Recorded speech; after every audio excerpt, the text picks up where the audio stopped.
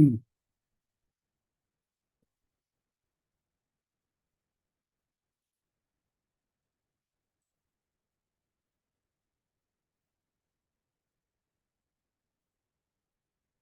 the website, you see this set of practical instructions. Even though some people are working on other things.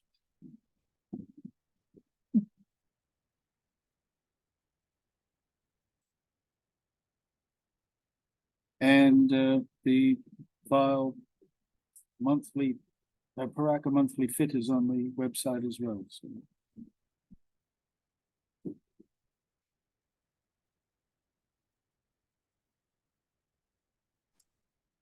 once again, just go through it in the standard way.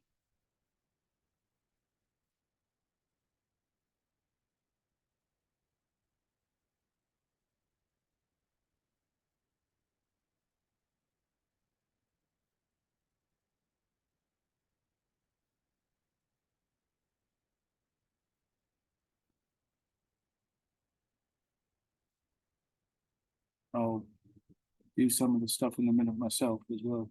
Just getting everything organized.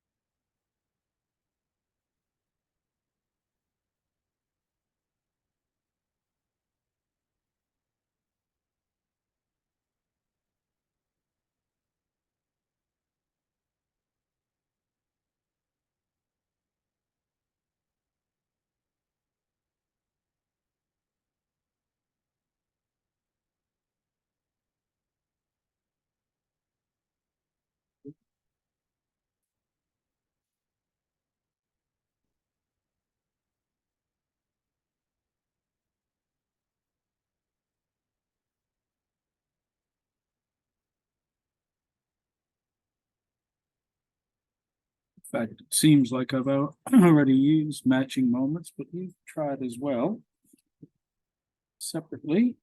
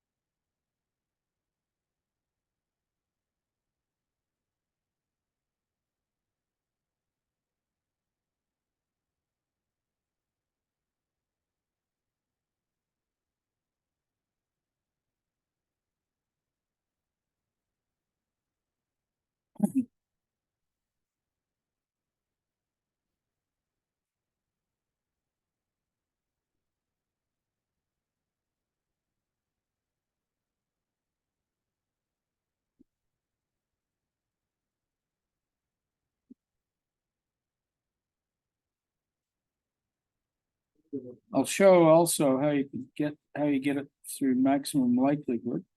So here's alpha and this is beta. And this is that formula that I showed in the workshop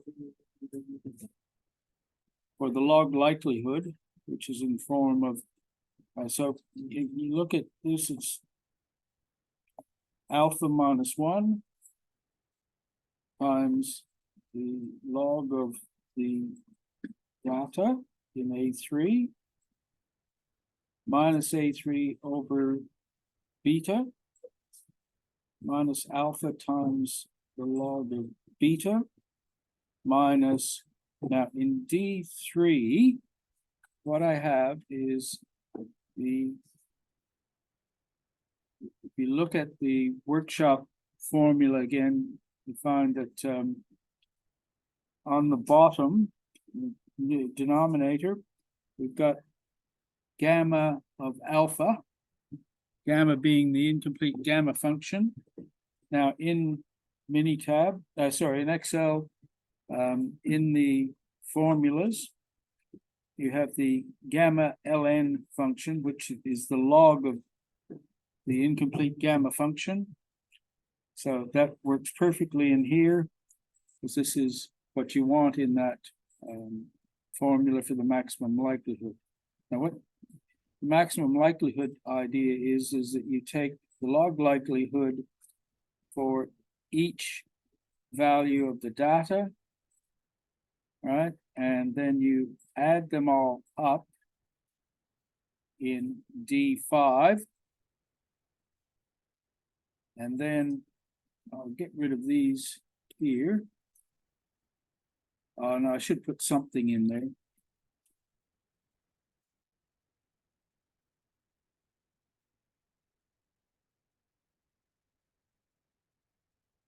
So I've put in some starting values for alpha and beta. And then what I want to do is maximize the log likelihood by selecting the best values of alpha and beta. But there's one thing to note, that as well as that's D5, we want to maximize the log likelihood by changing D1 and D2. But in the workshop, we mentioned that alpha and beta must be greater than 0. Now, sadly, in Excel, you don't have the ability just to say greater than in the constraints. So the way to get that constraint in there is to add. Actually, I'll get rid of the constraint. Delete. And I'll add it again. So D1 and D2, both of them, have to be greater than or equal to. See, there's no just greater than here. There's equal to, there's less than or equal to, there's integer and some bin, and I can't remember what the diff is supposed to be exactly. But you can't have just greater than 0, so I have to get greater than or equal to some small number. So I put in 0.001 to make sure that it's going to be greater than 0. And then all I have to do is solve, and we get our result. Okay. So this is alpha, this is beta. Okay. Now, the interesting thing is that when we use the matching moments version, we get slightly different results.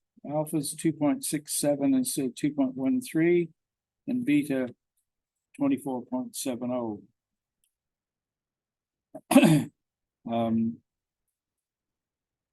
Probably something to do with the fact that if we're doing the maximum likelihood version, we're really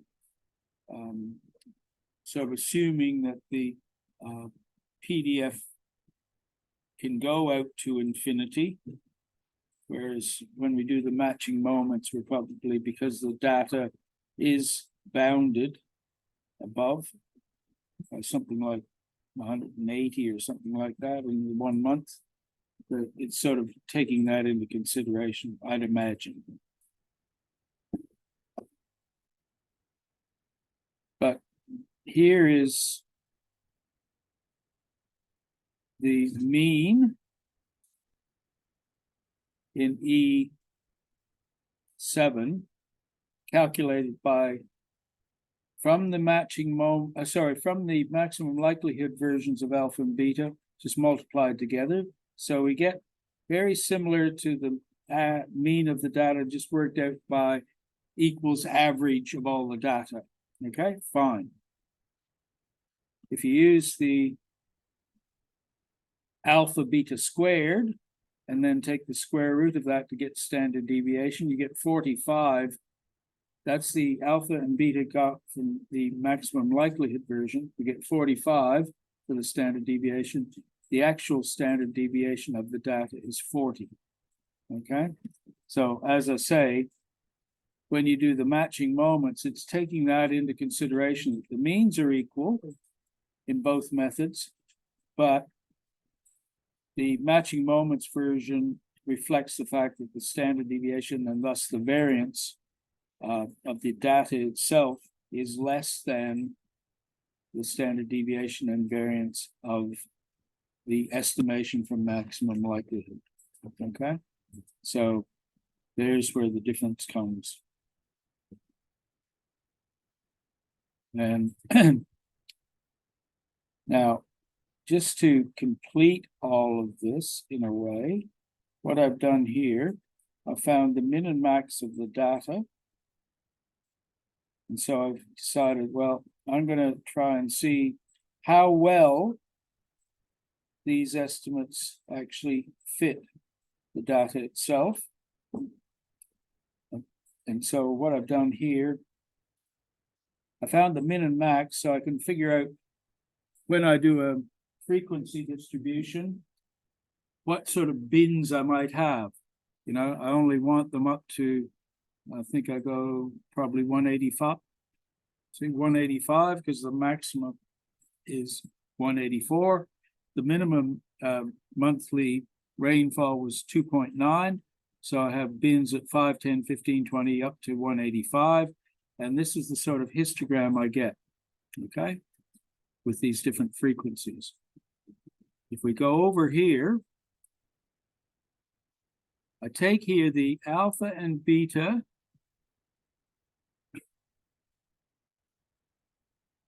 from the maximum likelihood version, okay?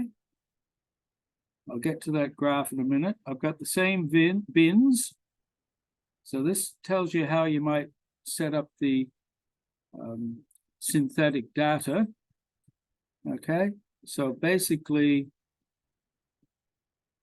I've got first the actual data from the actual frequency distribution for the data itself. This is in the way a little bit. Okay, so I just copied that over, right? The frequencies copied over from here, the 1, 6, 2, 2, etc., that are reflected in this histogram. They're copied over here. Now, when we have bin data, okay, say for instance, the first bin goes from 0 to 5, the next from 5 to 10, etc., etc. So we have what is called a class mark, which is halfway along that bin. And basically, when we have data that is bin, we're assuming in essence that fundamentally all the 6 values, for instance, between 5 and 10, actually occur at the class mark 7.5.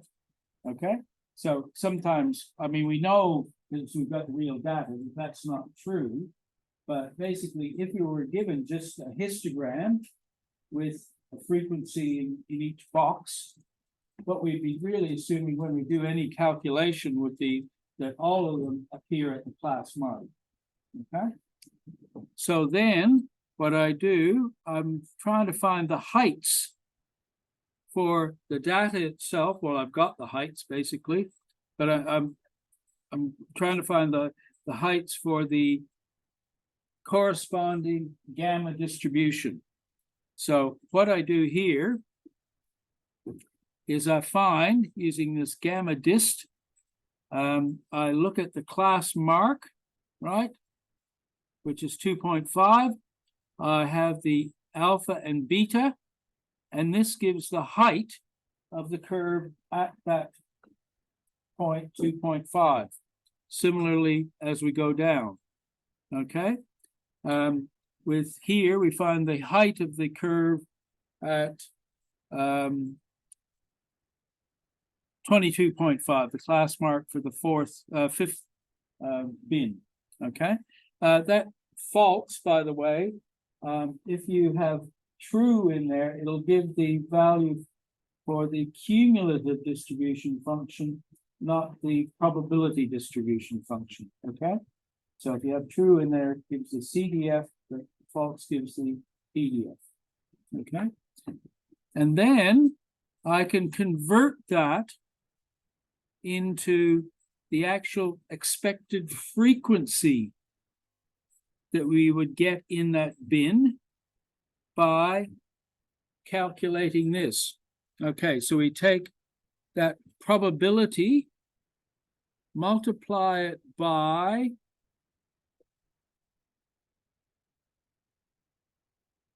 AI 39, which is the total number of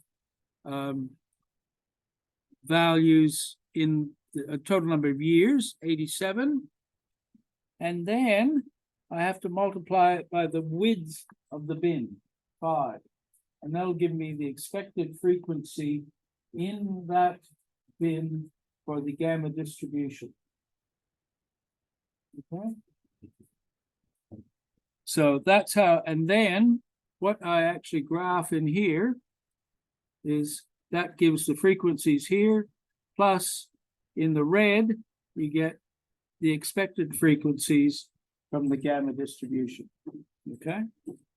So all of this sort of stuff, you can flip over to any other month and try to do similar types of activities, okay? So it might take a while to go through a month, but I hope I haven't done them in all of them. I've done some of the bits in some of the months, but you can see, inspect those and try to mimic what I've done here, okay, in this part. The other thing you can check too is that we can take the different alphas and betas that we got from matching moments and put them in here and see what happens to the graph. Equals that alpha and equals that beta. Okay, you can see what happens when we do that as well and compare.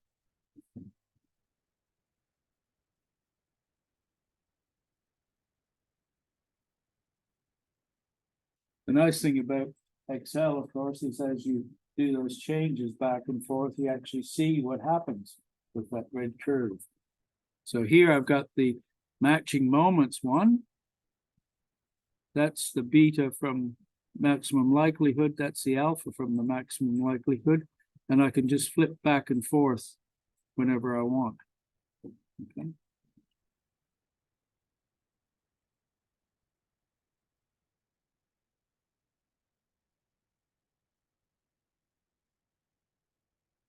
So try at least 1 or 2 other months to do similar things, and you can check on what I've already done. For instance, say if you took May, that I've already done the maximum likelihood, but you might want to, you know, just remove those values and go through, you know, the solver process yourself.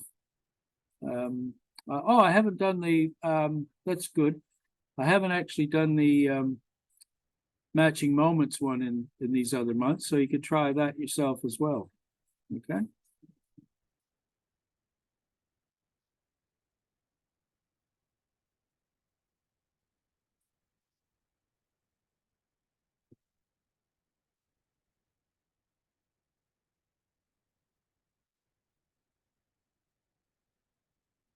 Now, the nice thing about this template as well, if you had maybe in one of the other courses, who knows? I don't know exactly what you're doing. If you had to fit some other distribution to some data, you could use a similar instruction as well.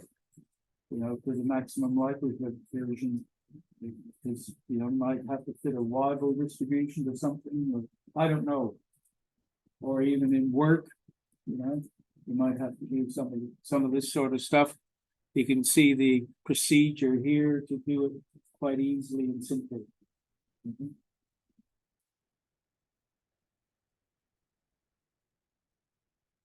So have a bit of a play with one of the other months and yell and scream when you need some help.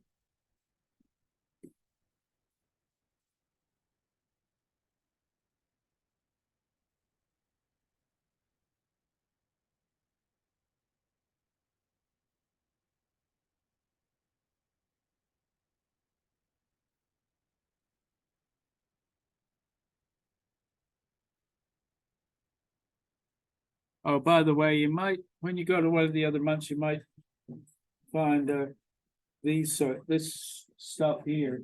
That was just an output from the solver giving me, what's happening. So don't worry too much about that. It's not particularly of interest.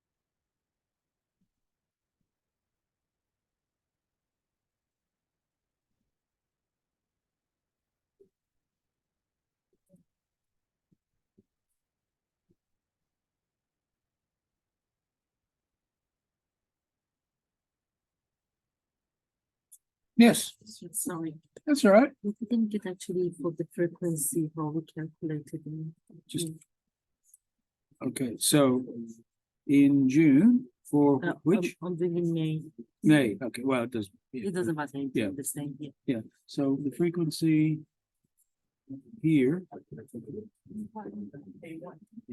Ah, in column. Well, these ones here. I used histogram.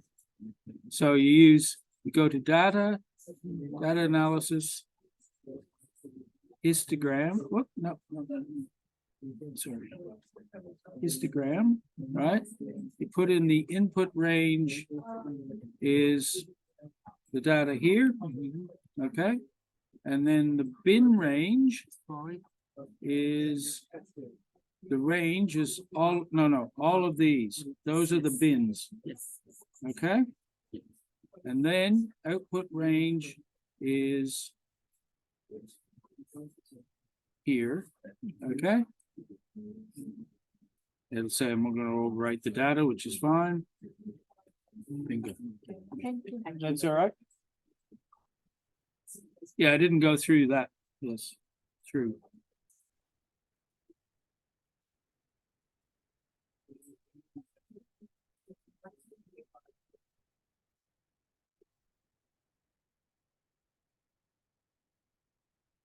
I'm going through it for July. Doesn't matter which month is done.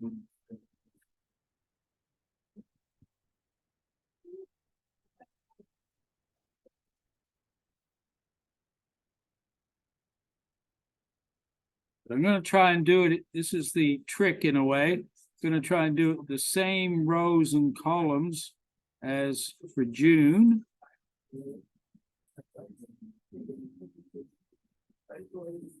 So I sometimes can copy things. So that's in M. So July is only up to 138. I don't need as many. And it starts at 13. So I could do 15.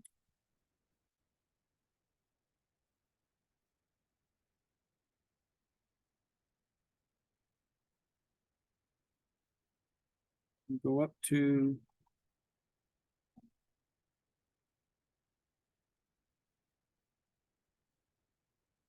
140.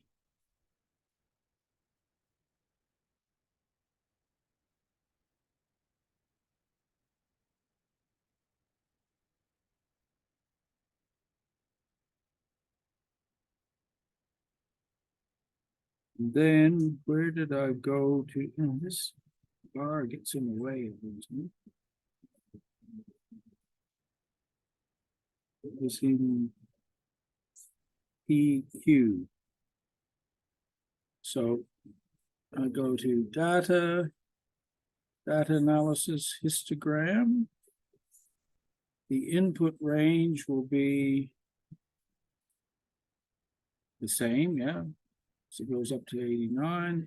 But here the bin range just goes to there. And I'm going to put the output in Q1. So here I have the frequencies for this July data.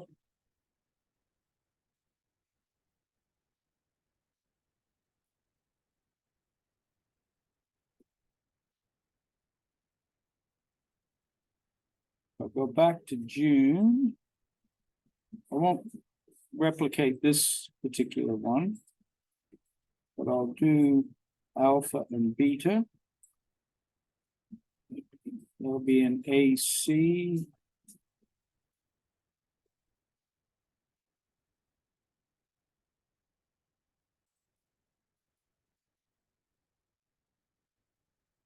But I've got the wrong alpha and beta. What I'm going to do is I'm going to say equals that equals that. You notice here, by the way, the alpha is twice as big as the alpha for June. Now, if you remember what I said in the workshop, the bigger the alpha value, the closer it is to symmetric. So we assume that this is less skewed than June, probably. So when you're doing things, just try and think of what is the significance as you go along as well. It helps. And then in June, I had these sorts of bins, frequency, etc. So what I'll do, where was that?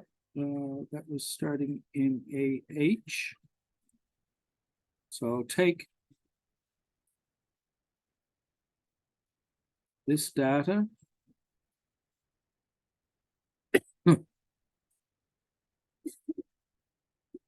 Put it in AH.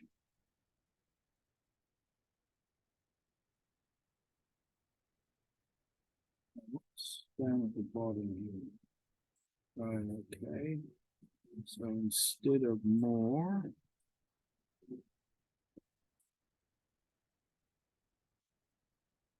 and we know that there's 87 years, so we can put 87 there.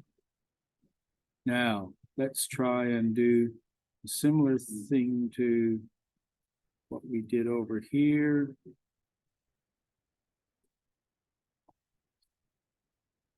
Class mark.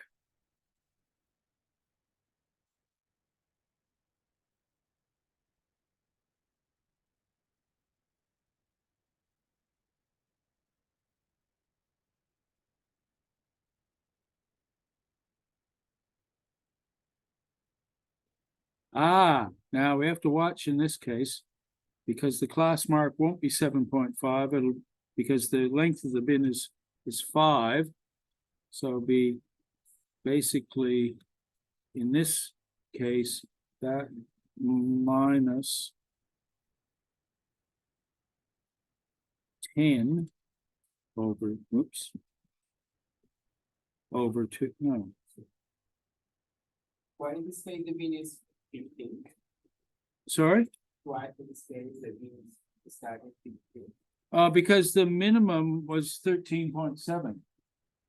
Okay? So there was no values below 10. So I might as well start with the bin being that. Okay?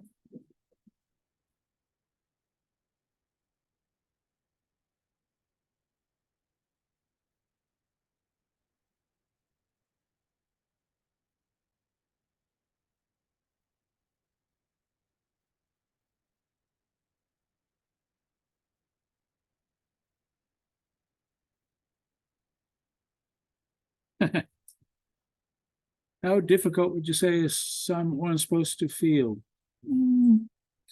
It's supposed to challenge, but not be something that tears your brain apart. Okay. And second one is more interesting. Do we stand a chance of adapting as a species? Probably not, is my estimation. Too wedded to fossil fuels, I'm afraid. That's my opinion.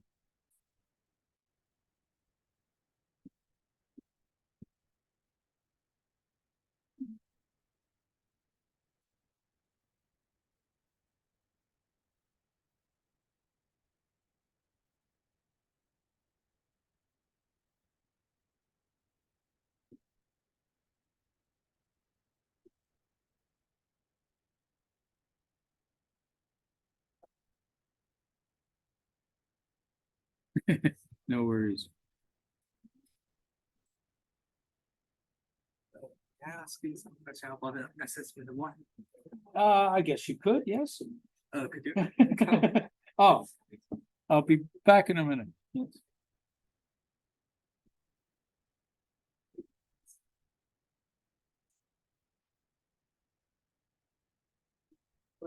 Yeah. So what can you do?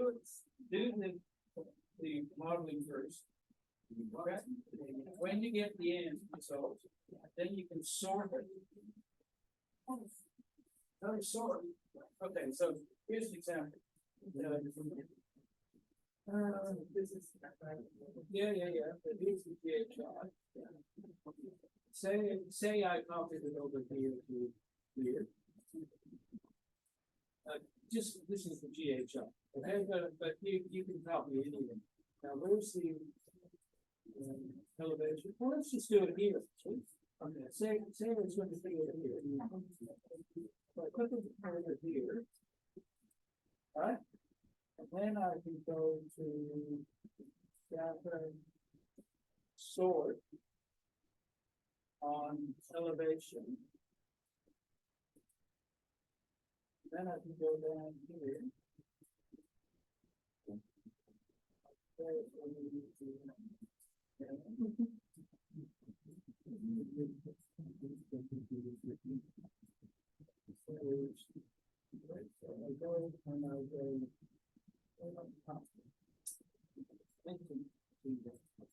Basically, delete all of these right down the center. Okay, and then you can do it for that set of projects. So I only use those for the error evaluation. Yes, use the whole data set to do the model. But when you're evaluating the error matrix, you don't sort it first. Get rid of all the values below below 10 and do the evaluation there. Sure. So GHI and the final, and you have the elevation beside them. Do the sorting, get rid of all the ones below 10.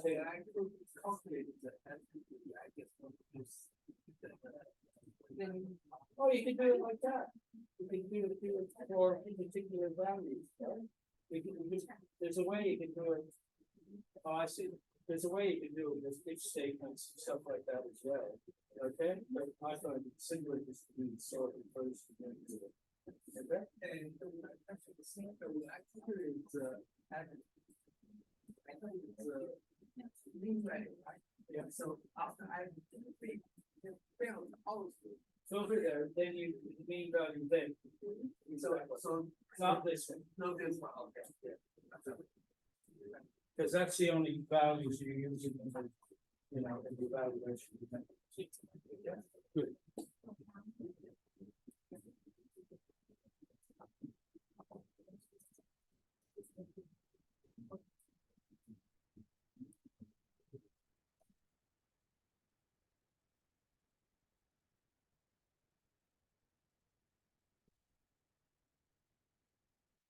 And what kind of thing should I write in the report?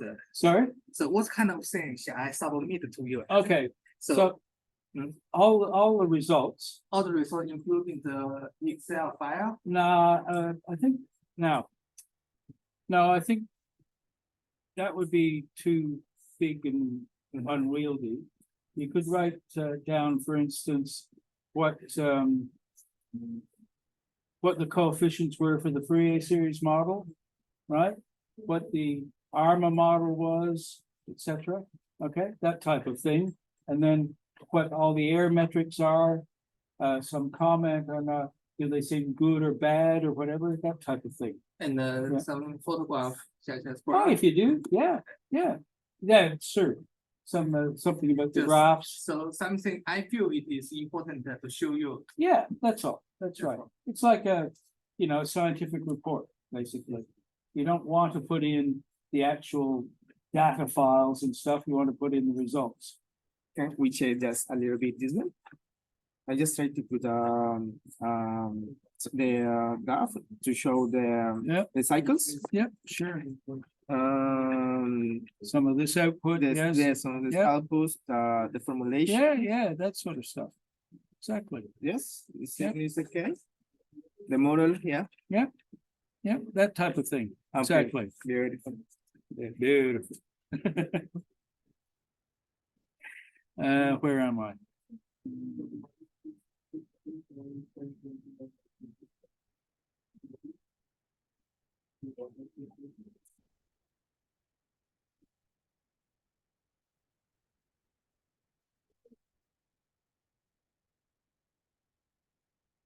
Oh, no. That's what it should be.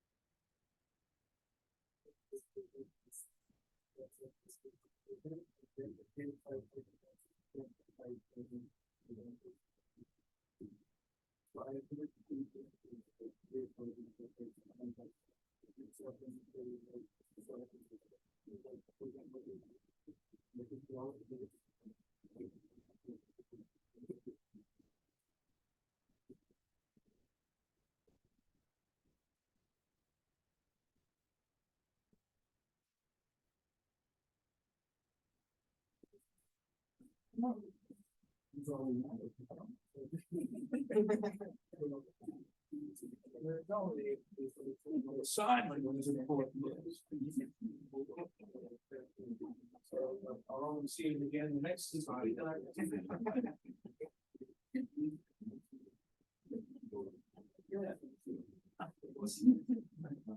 Oh, yeah. So let's have a look.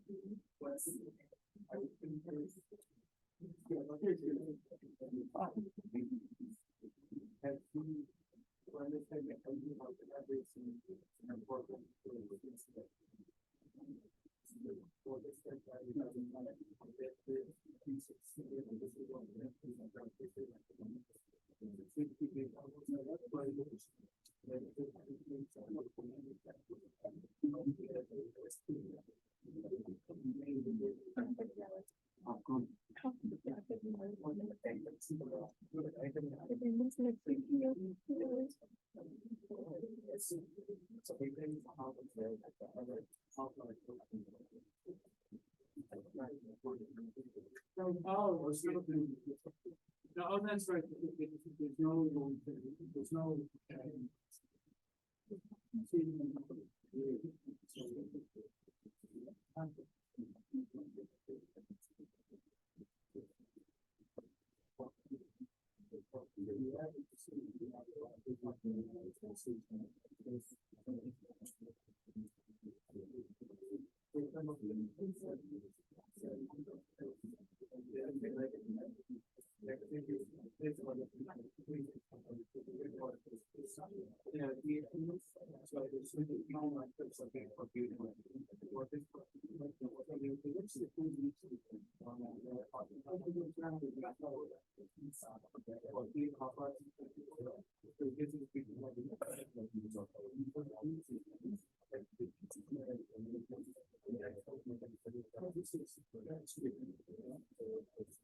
That's probably the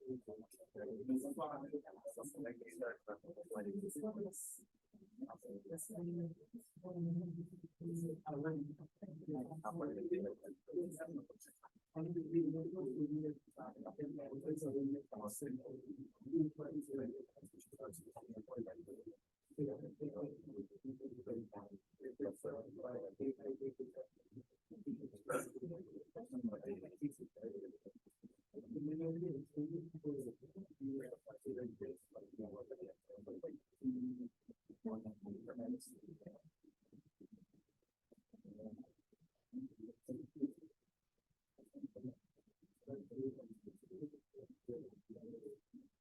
I know.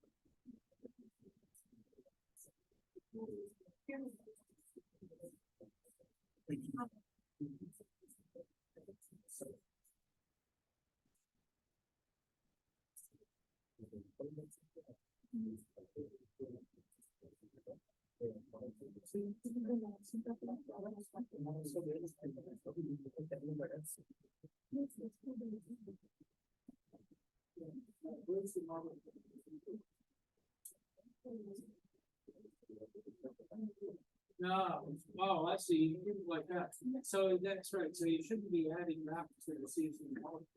That's the problem. Because you know, you should have been adding that, if that was the one for these and added to the season, it'd be all right. No, you've done it on the original bills, yeah, and so that should be fine, just do that, just do that.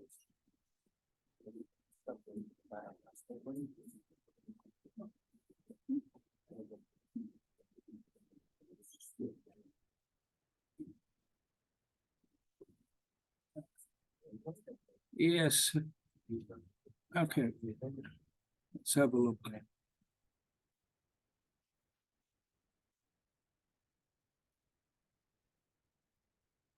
That's just for the error metrics. So we still do everything else for the whole series. Then when we add them together, we get the final model. And then you can some way, you know, what I do is actually sort the final data with the elevation and the original data, and then get rid of all the values for the elevation less than 10, etc., or do it some other way, okay, in terms of if statements or whatever. And also, if I found that an ARMA 2.1 was not significant, but an ARMA 1.2 was, can I use that? Yeah, sure. I mean, I tend to try and get as many AR coefficients as possible, but if an ARMA 1.2 works well, go for it.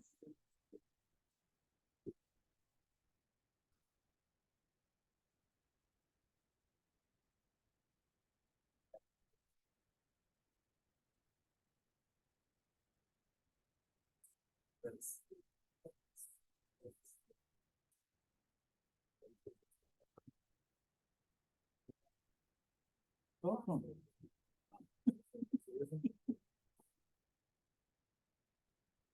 Funny how this class fluctuates in numbers quite considerably. Yes.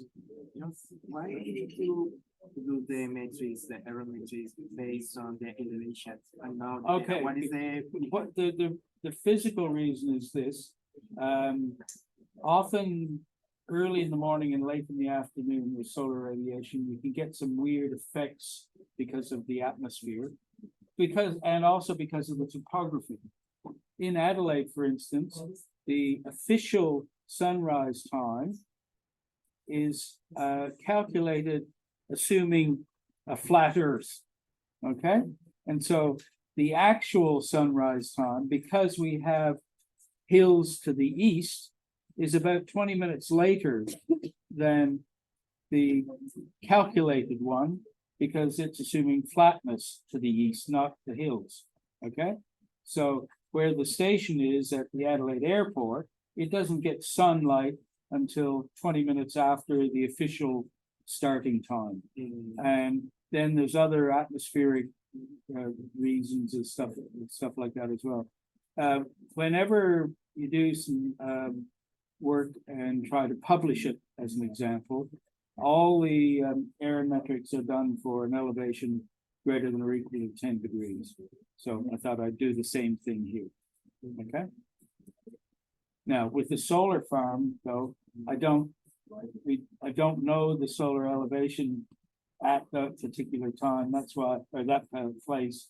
So that's why I've said just do it for greater than 0. Okay. Because I mean, we don't want to do the nighttime anyway, right? But there's the other reason for the 10 degrees. How did I find the frequency in each bin? I assume you mean for the data for the gamma one. So if you look here, what I do is I take the probability of being in that bin, okay, multiplied by the total frequency of 87 years. But then I have to qualify that for the length of the bin as well. So I multiply it by 5, which is the length of the bin. So that's how I get the frequency. Okay, if the bin length was 1, I wouldn't bother multiplying. I just multiply the probability times the total number of years. And if obviously, if your bin size was 10, you'd multiply it by 10 rather than 5.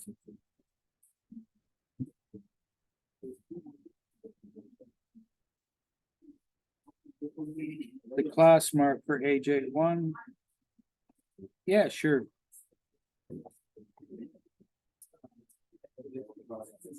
So basically all I'm doing in each case is I do a similar thing for the second one. I take basically the length of the bin, divide it by 2 and add it to the left-hand end of the bin. So here, AH3 minus AH2 divided by 2 plus AH2. So it's basically half the length of the bin. I could have just done 2.5 plus the left-hand end, sure, but I thought I'd do it in the standard form.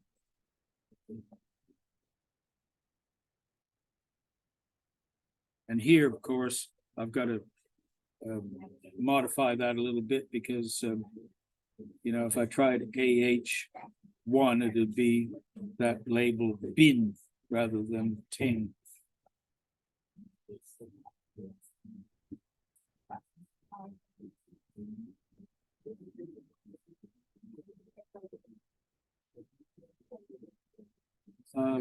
Find the values in column AI. I just copied them over from the histogram over here.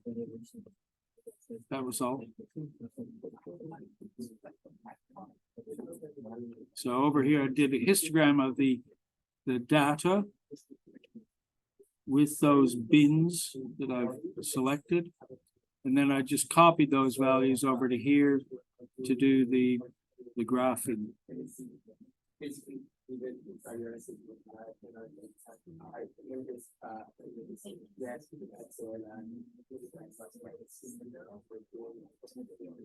I'll put this file back up on the website as well with July done as well as June.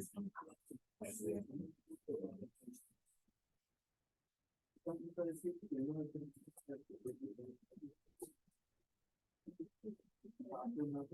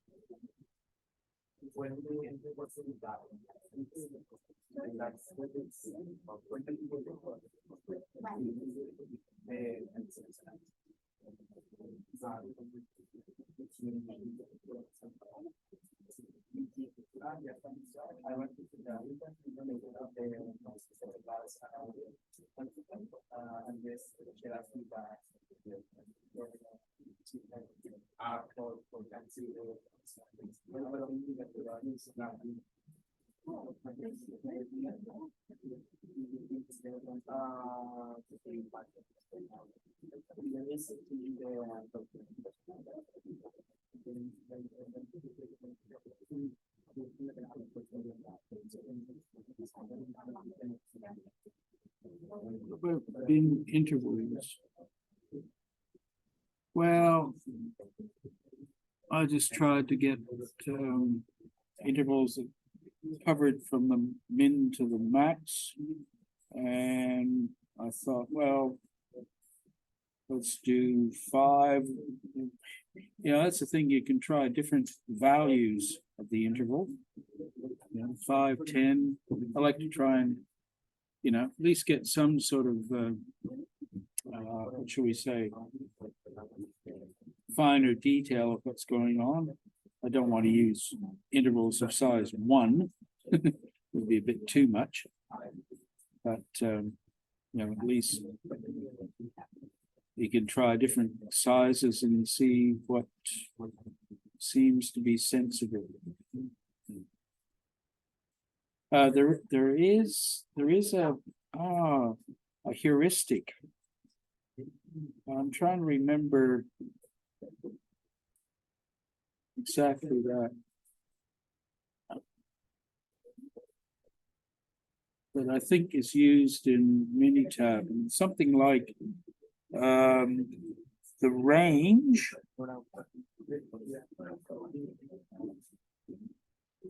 How many bins do we have here? Let's have a check.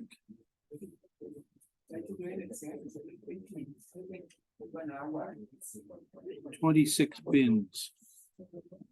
Just let me check something.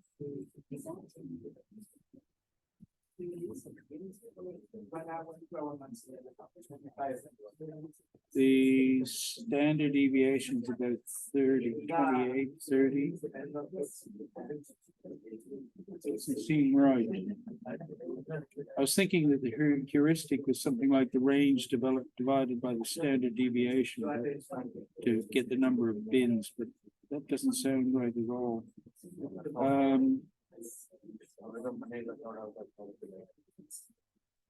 Just let me, I'll try something and get back to you.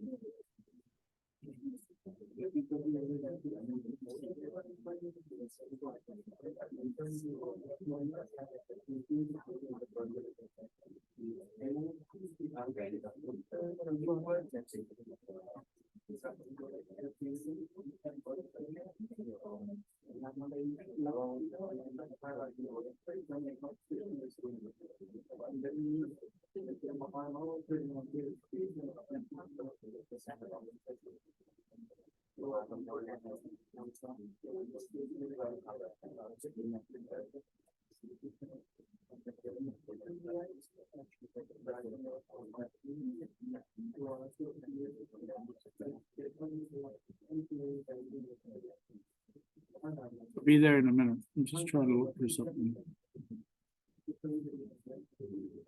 Here, just a second.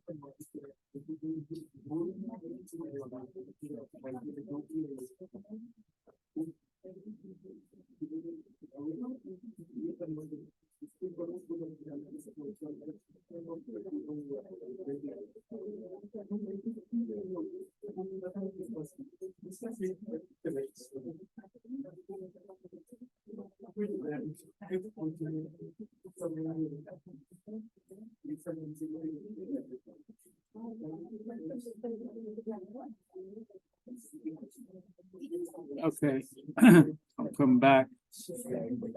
And here, whoops. There is a thing called Sturge's rule for deciding the number of bins. And it's basically 1 plus 3.3 approximately times the log of the number of data values. But in this case, how would that work out? Let me try it. Equals 1 plus 3.322, I think it was. ln 87.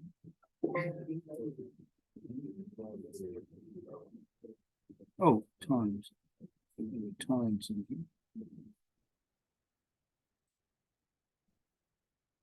That would be 15 bins.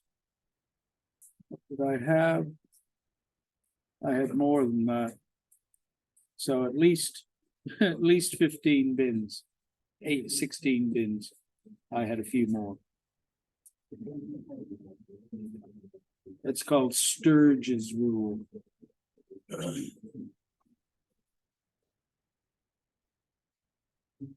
I like to go a little bit higher than what might be recommended, so I get a better idea of what's going on. But, you know.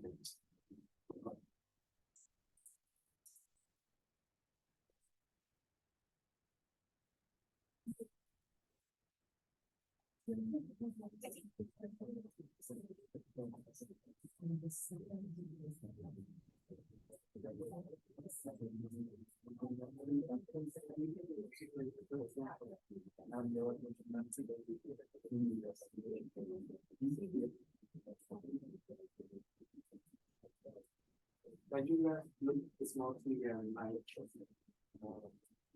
Sorry? In the back, you look before. More smooth. I just think the different one probably. You know, if you go here, so you can pick. That one.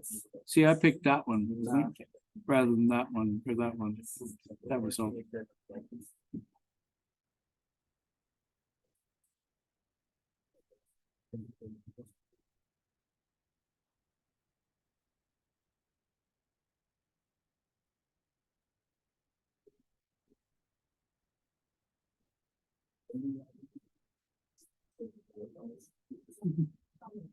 Smoother now.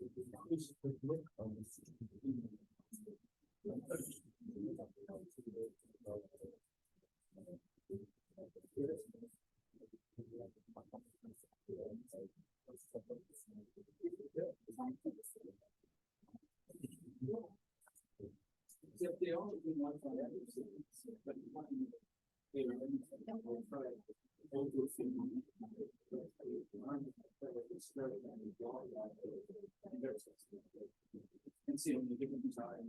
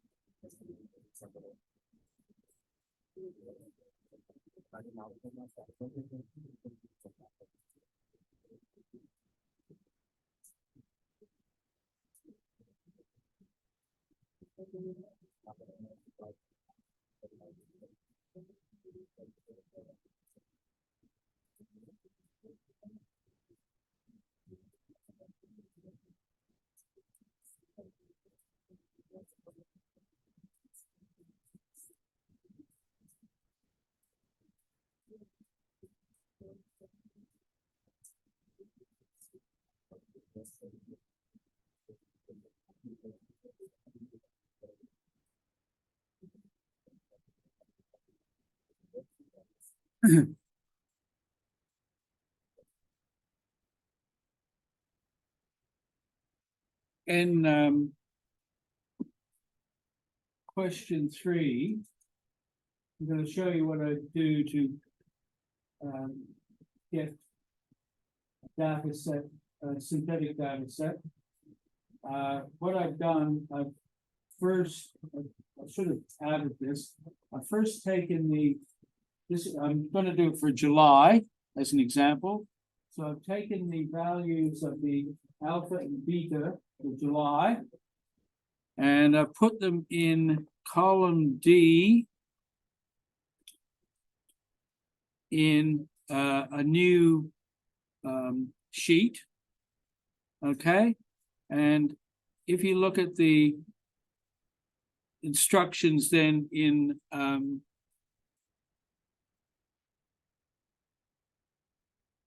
here, what I'm going to do is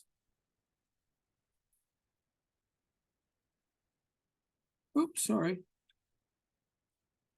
you look at the instructions in question 3, what I'm going to do then is in column A, I'm going to put values from the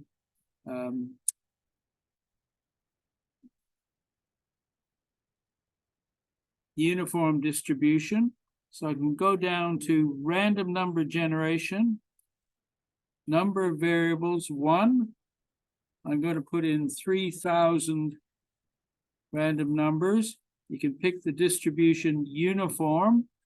And what I want to do is I want to make sure that I don't have any values that are exactly 0 or 1, because when I try to find a gamma distribution for either of those values, it'll give me an error. So I'm going to go between a very small number and then a number very close to 1. Okay. And the output range, I'm going to put these in A5. And these are going to be probabilities. Okay. And then I'm going to you go back and look at what it says here, I'm actually going to copy from the actual Word file over into here, and I'm going to paste that. Oh no, wrong place. Sorry. Paste it here.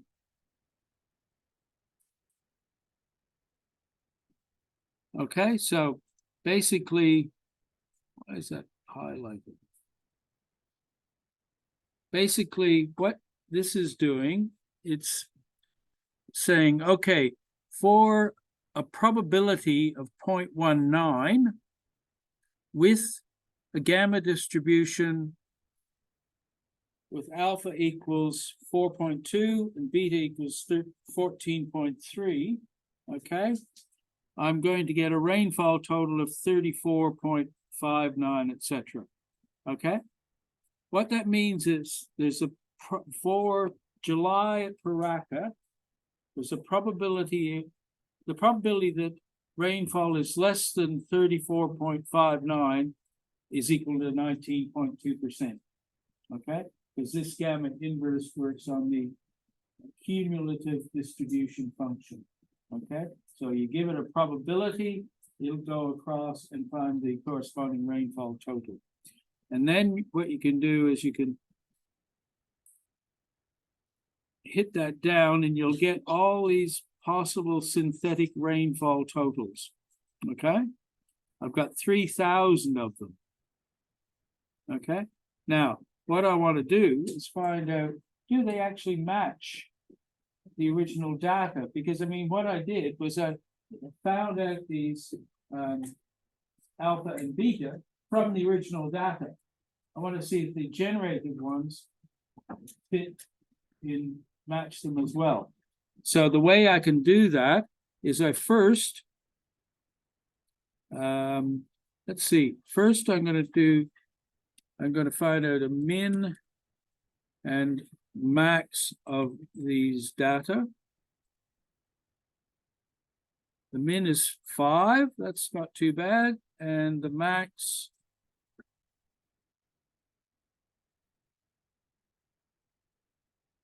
is 209. Okay, so basically this will help me work out my bins. I might do size 10, for instance. So I'll do 10 equals 10 plus 10. And I'm going to go up to 210.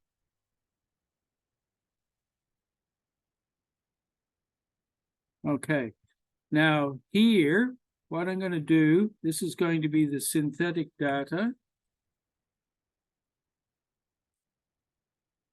What you can do a histogram, but in a particular manner. So the input data is going to be all of these rainfall totals, the 3,000 of them. The bins are going to be here, up to 210. The output range will be here. Oh, no, wait a minute. Let's do it over here. I'll do it here. But if you look at here, cumulative percentage, if you hit that button, what it'll do is do the cumulative percentage up to 1 for the cumulative distribution function.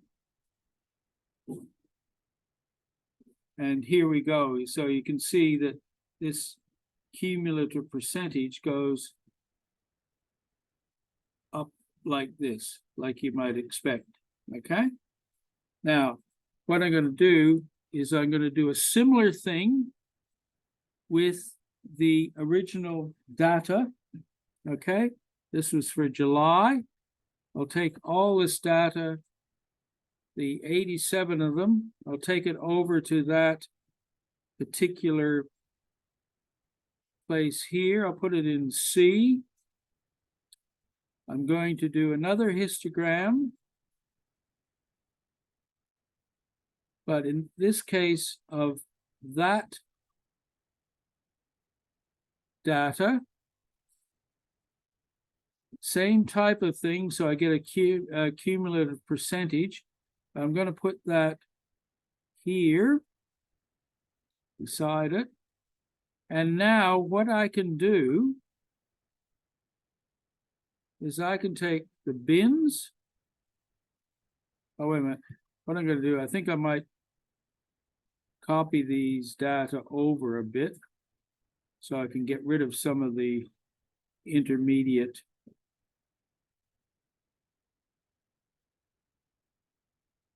things, because all I actually want to plot is the cumulative percentages beside each other to see if they match so closely enough.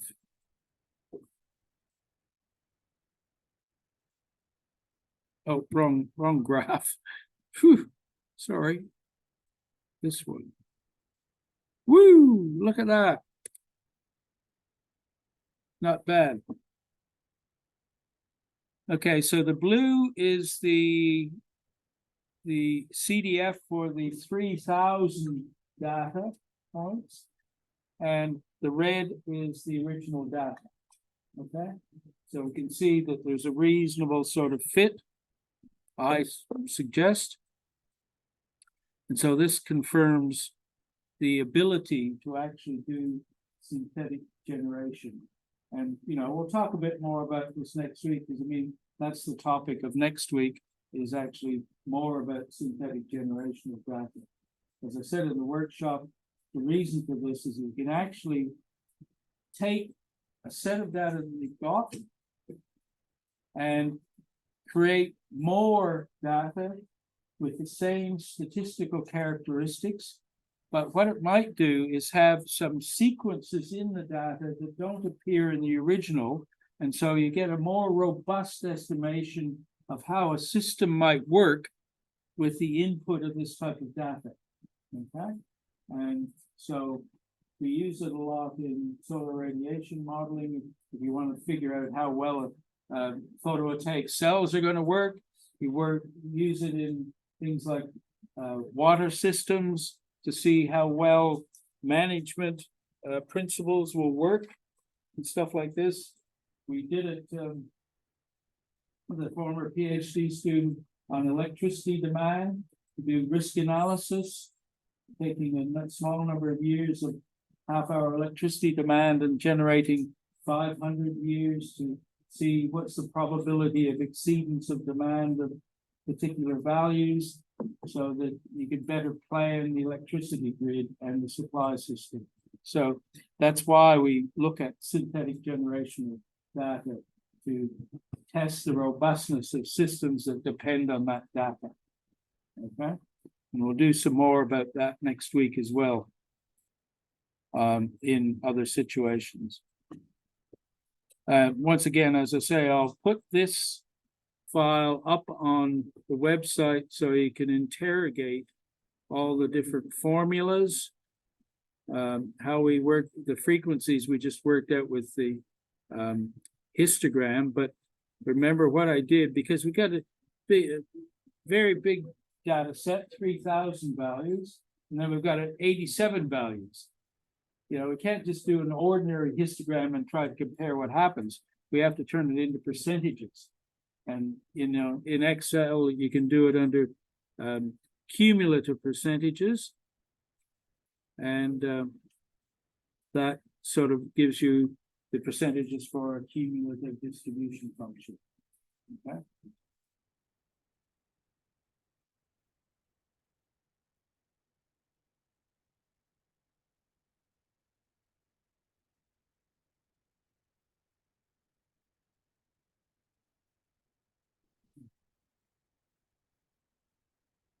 I think my laptop's lying to me. It says I've got 23 minutes left, but I'll probably only get about 10 minutes left to charge. So we'll finish it up. What we might do is that the last question I might start with that next week in the workshop. As an example. And I might even go over this as well for another month, just to show something about synthetic generation.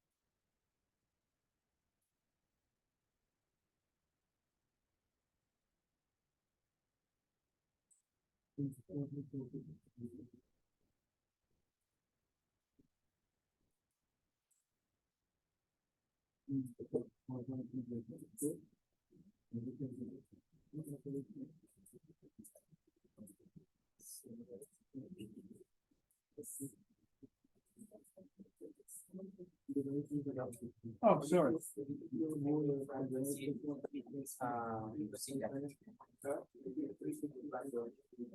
Well, okay, now I think in this case, but what the random seed does is that if we did this generation again.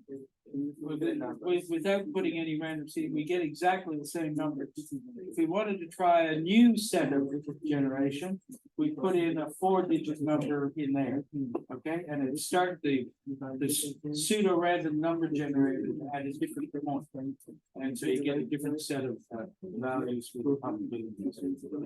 So I didn't bother there because I only wanted one set, but if you wanted more sets, if you want to do it again, see, for instance, if I went back and did the random number generation again, but put in a random seed, okay, and overwrote what I had here, to say, you're going to overwrite it, okay. You'll find that I'll get a different set of numbers, different set of probabilities, and everything else will change as well. Okay, and you know, so if you wanted to generate separate sets, we put in different random seeds. Okay? Because even though it says it's a random number generator, it's only pseudo random.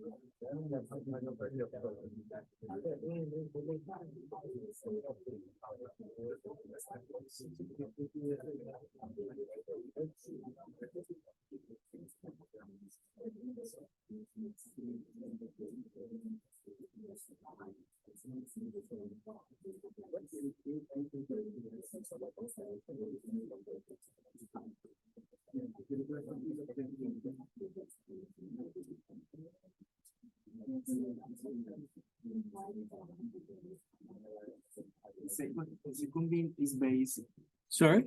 the second frequency beam is based in column A and column C. C. The The second, the first one B is B and the second one's C. Okay?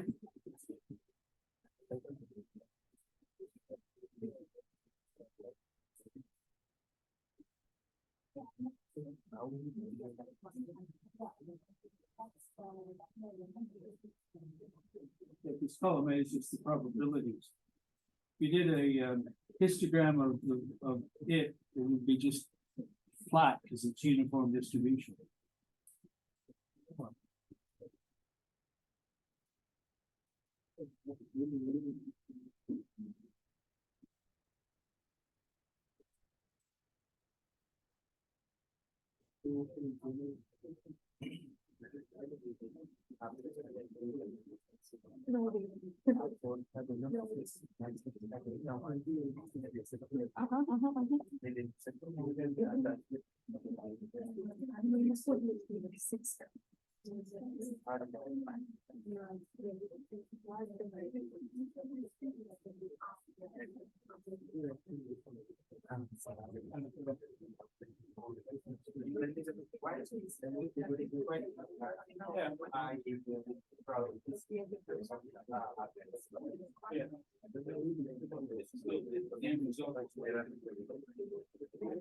Should be.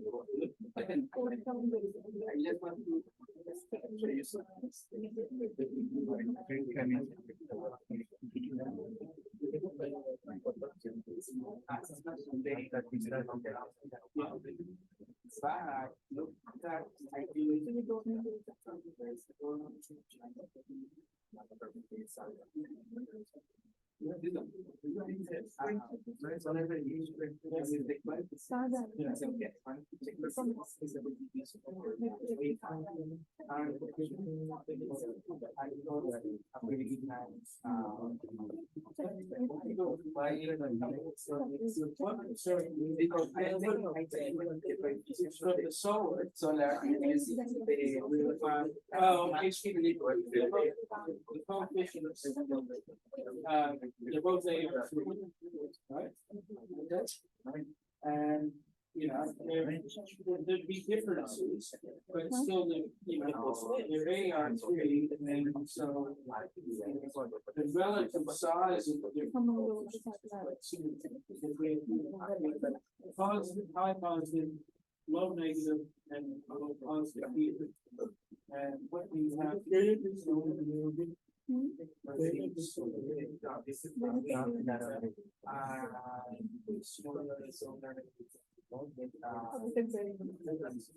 yeah,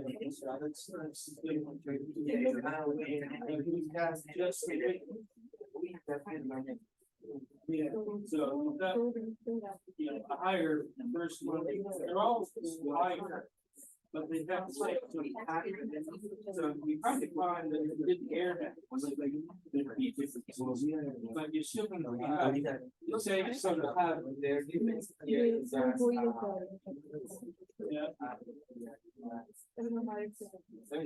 Yeah, so, you know, still that's.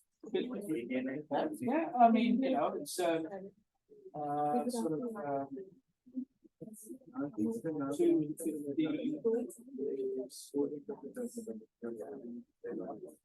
8% difference, something like that. Yes.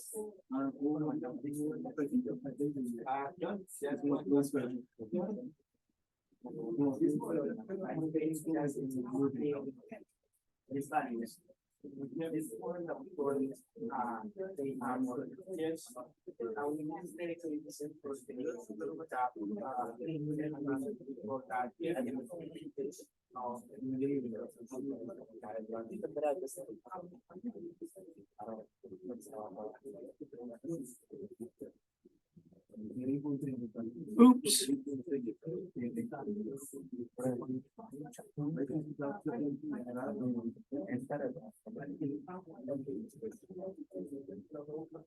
Okay. I might have to cut off the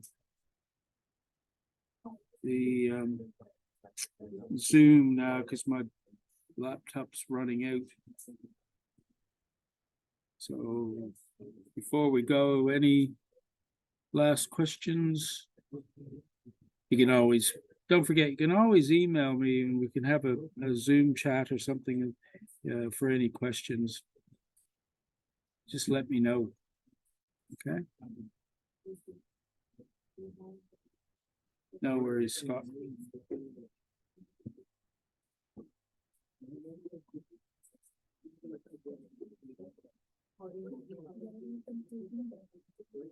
I'll see you later.